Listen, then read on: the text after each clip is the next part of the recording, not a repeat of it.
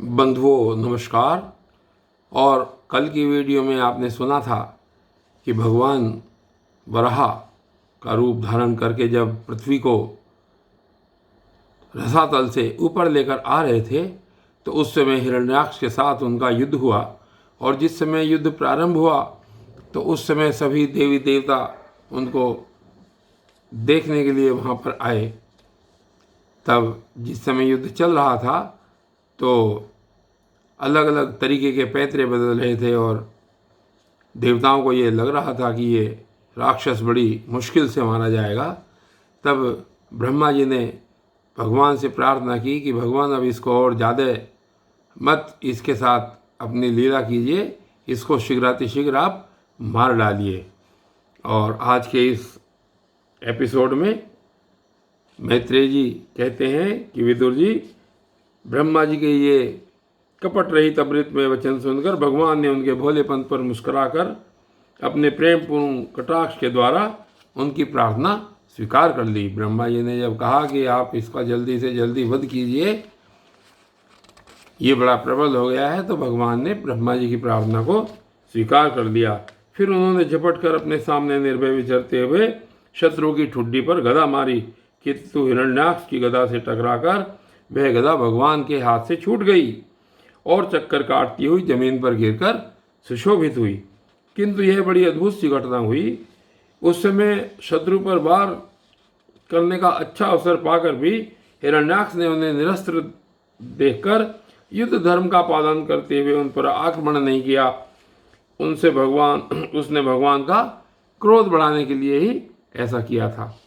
और गदा गिर जाने पर और लोगों का हाहाकार बंद हो जाने पर प्रभु ने उसकी धर्म बुद्धि की प्रशंसा की और अपने सुदर्शन चक्र का स्मरण किया। चक्र तुरंत ही उपस्थित होकर भगवान के हाथ में घूमने लगा, किंतु वे अपने प्रमुख पार्षद दैत्याधम हिरण्याक्ष के साथ विशेष रूप से क्रीड़ा करने लगे।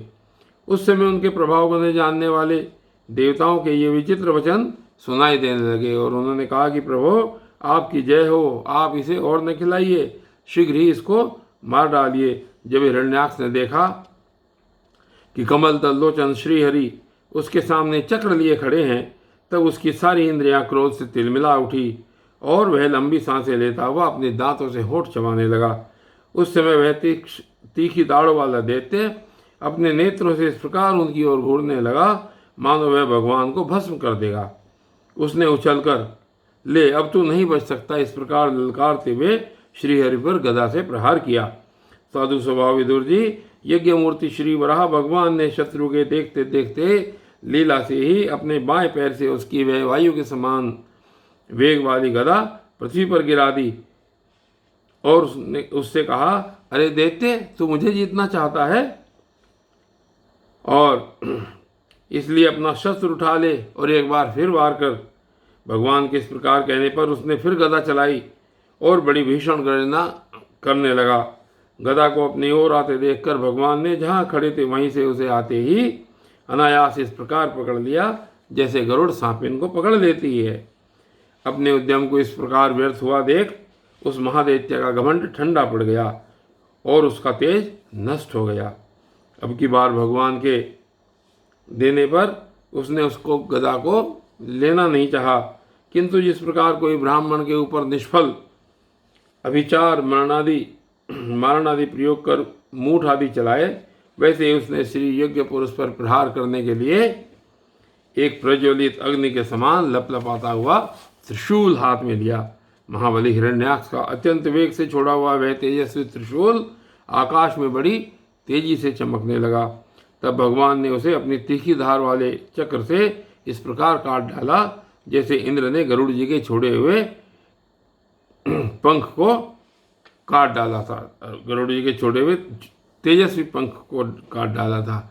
और यहाँ पर इसमें एक कथा नीचे श्रीमद् भागवत में दी है कि एक बार गरुड़ जी अपनी माता विंता को सर्पों की माता कद्रु के दासीपन से मुक्त कराने के लिए देवताओं के पास से अमृत छीन लाए थे। तब इंद्र ने उनके ऊपर अपना वज्र छोड़ा।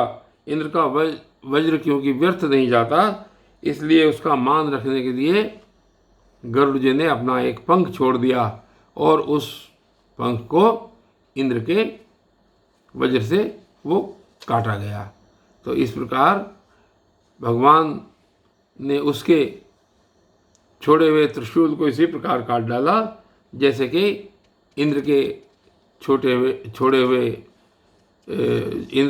हुए वज्र से गरुड़ का पंख कट गया था। तो भगवान के चक्र से अपने त्रिशूल के बहुत से टुकड़े हुए देख करके उसे बड़ा क्रोध हुआ। उसने पास आकर उनके विशाल वक्षस्थल जिस पर श्रीवत्स का चिन्ह सुशोभित है कसकर घूंसा मारा और फिर बड़े जोर से गरज कर अंतर्धान हो गया।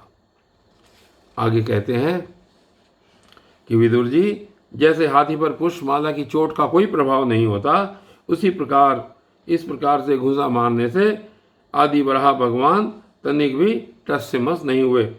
तब वह मायावी दैत्य मायापति श्री हरि पर अनेक प्रकार की मायाओं का प्रयोग करने लगा, जिन्हें देखकर सभी प्रजा बहुत डर गई और समझने लगी कि अब संसार का प्रलय होने वाला है।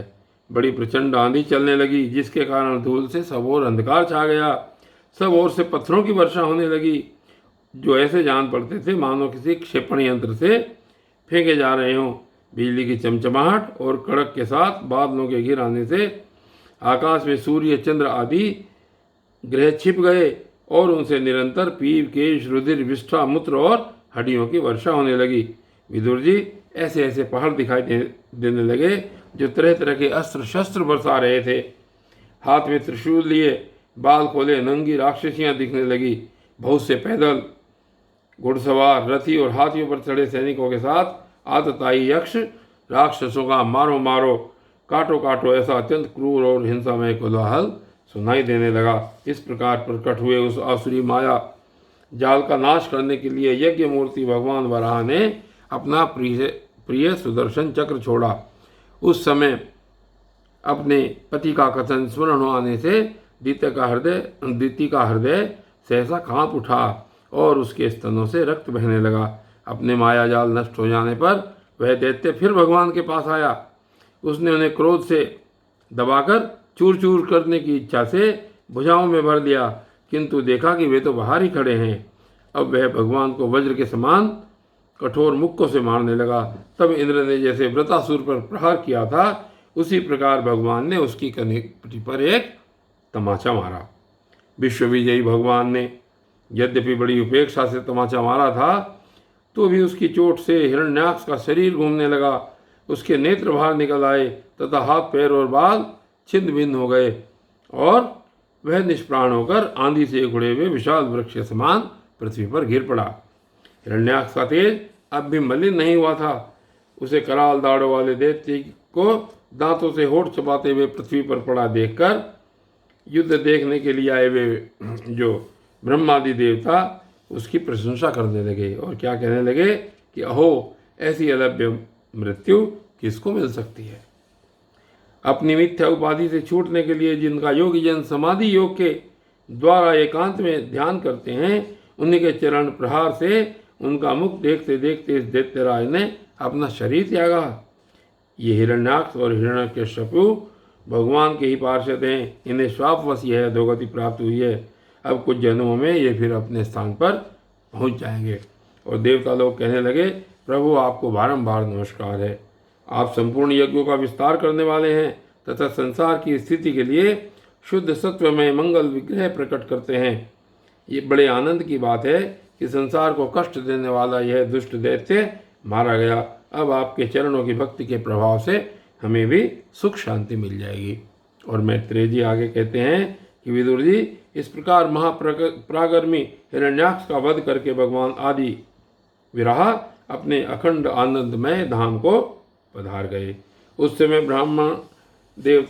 ब्रह्मादि देवता उनकी स्तुति कर रहे थे। भगवान अवतार लेकर जैसी लीलाएं करते हैं और जिस प्रकार उन्होंने भीषण संग्राम में खिलौने की भांति महापराक्रमी हिरण्याक्ष का वध कर डाला। मित्र विदुर जी वह सर्वचरित जैसा मैंने गुरु मुख से सुना था वैसा ही तुम्हें भी सुना दिया है।